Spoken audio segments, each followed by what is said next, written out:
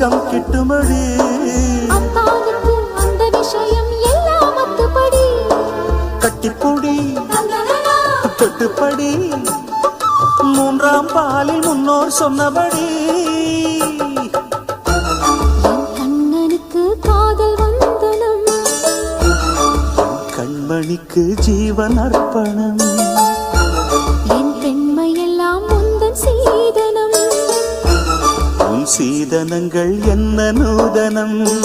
முடியவில்லை காதல் கண்ணா மோக நர்த்தனம்.